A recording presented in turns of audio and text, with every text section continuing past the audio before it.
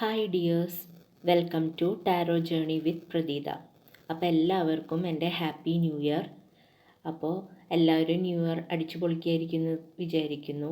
New ഇയറിൽ പലരും പല റെസൊല്യൂഷൻസ് ഒക്കെ എടുത്തിട്ടുണ്ടായിരിക്കാം. ഹെൽത്തിൽ ഇങ്ങനെ വേണം, വെൽത്തിൽ ഇങ്ങനെ വേണം, റിലേഷൻഷിപ്പിൽ ഇങ്ങനെ വേണം എന്നൊക്കെ പറഞ്ഞ്.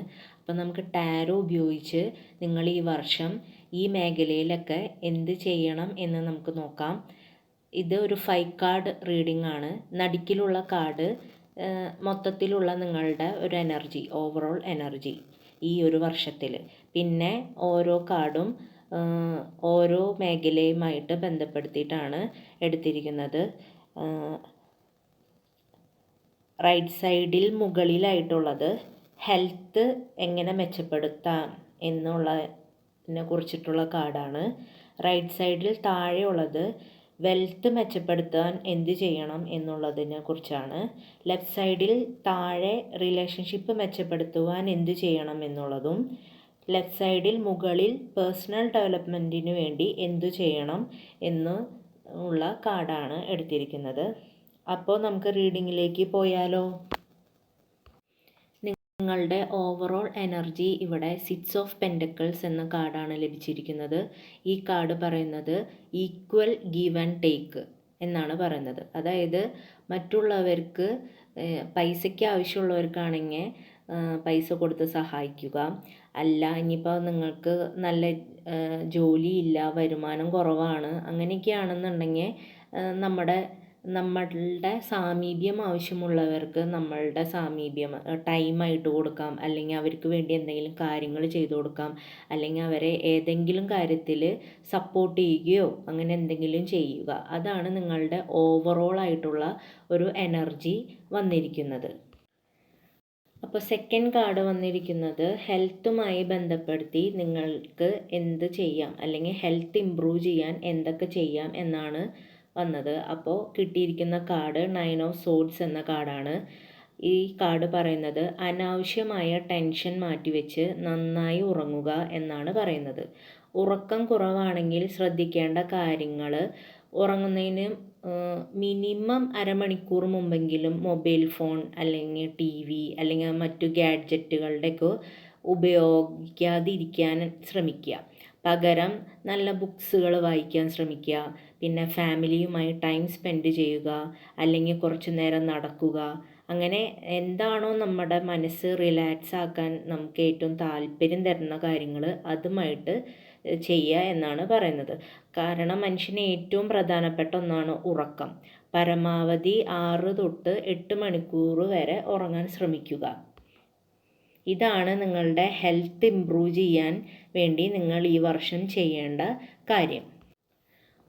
മൂന്നാമതായി നിങ്ങളുടെ വെൽത്ത് എങ്ങനെ ഈ വർഷം നിങ്ങൾക്ക് ഇംപ്രൂവ് ചെയ്യാം എന്നാണ് നോക്കുന്നത്.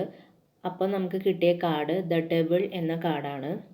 ഒന്നിലും പരമാവധിയിൽ കൂടുതൽ അഡിക്റ്റ് ആകാതെ ഇരിക്കാൻ ശ്രമിക്കുക. അതായത് ചിലർ അവരുടെ ജോലിയിൽ വളരെ അറ്റാച്ച്ഡ് ആയിരിക്കും.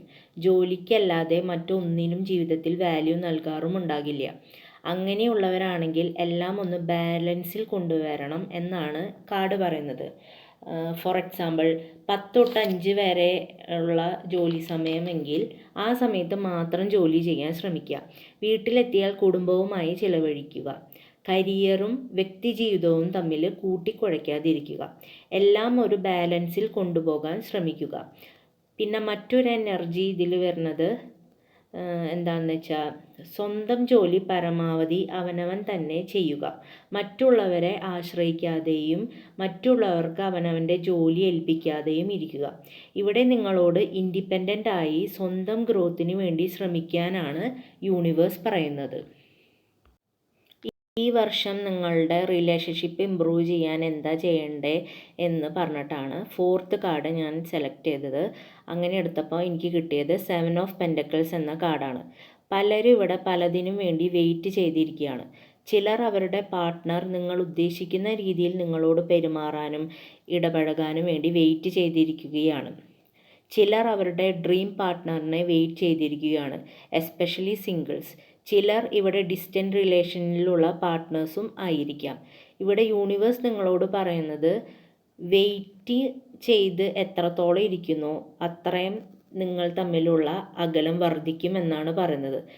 നിങ്ങൾക്ക് ആഗ്രഹവും സ്വപ്നങ്ങളൊക്കെ ഉണ്ടാവാം, അത് കുറച്ച് സമയത്തേക്ക് മാത്രം അതിൽ എനർജി കൊടുത്താൽ മതി. ബാക്കി നിങ്ങളും നിങ്ങളുടെ മറ്റു കാര്യങ്ങളുമായിട്ട് ജീവിതത്തിൽ മുന്നോട്ട് പോകാൻ ശ്രമിക്കുക. അല്ലാതെ ഇതിന് വേണ്ടി മാത്രം ചിന്തിച്ച് വെറുതെ സമയം കളയരുത് എന്നാണ് യൂണിവേഴ്സ് ഈ വർഷം നിങ്ങളോട് പറയുന്നത്. ഇനി അടുത്ത കാർഡ്, 5th കാർഡ് നിങ്ങൾക്ക് കിട്ടിയിരിക്കുന്നത് ഡെത്ത് കാർഡാണ്. പേഴ്സണൽ ഡെവലപ്മെൻറ്റിന് വേണ്ടി എന്ത് ചെയ്യാം, അല്ലെങ്കിൽ എന്താണ് പേഴ്സണൽ ഡെവലപ്മെൻറ്റ് ഇമ്പ്രൂവ് ചെയ്യാനായിട്ട് നിങ്ങൾ ചെയ്യേണ്ടത് ഉള്ള ഒരു കാർഡാണ് കിട്ടിയിരിക്കുന്നത്, ഡെത്ത്. പലരും ഇവിടെ ഒരു ട്രാൻസ്ഫോർമേഷൻ സ്റ്റേജിലാണ്. നിങ്ങൾക്കൊരു ഉപകാരവുമില്ലാത്ത പലതിൽ നിന്നും നിങ്ങളുടെ എനർജി പിൻവലിക്കുന്ന ഒരു സാഹചര്യത്തിലാണ്. നിങ്ങൾ നിങ്ങളുടെ ടൈം, എനർജി ഇവയെല്ലാം ഇൻവെസ്റ്റ് ചെയ്തിട്ടും ഒന്നിലും അർഹിക്കുന്ന പരിഗണന പോലും ലഭിച്ചിട്ടുണ്ടാവില്ല. അവിടെ നിന്നൊക്കെ ഡിറ്റാച്ച് ചെയ്യുകയാണ് നിങ്ങൾ ചെയ്യേണ്ടത്. ആദ്യമൊക്കെ ഒരുപാട് വിഷമമൊക്കെ ഉണ്ടാകും, പക്ഷേ ഡിറ്റാച്ച് ആയി കഴിഞ്ഞാൽ നിങ്ങളുടെ മുമ്പിൽ പുതിയ അവസരങ്ങൾ തുറക്കപ്പെടും, അല്ലെങ്കിൽ പുതിയ തുടക്കം ഉണ്ടാകും എന്നാണ് യൂണിവേഴ്സ് ഇവിടെ പറയുന്നത്. അപ്പോൾ ഇതൊക്കെയാണ് നിങ്ങൾ പുതിയ വർഷത്തിലേക്ക് കടക്കുമ്പോൾ ശ്രദ്ധിക്കേണ്ട കാര്യങ്ങൾ.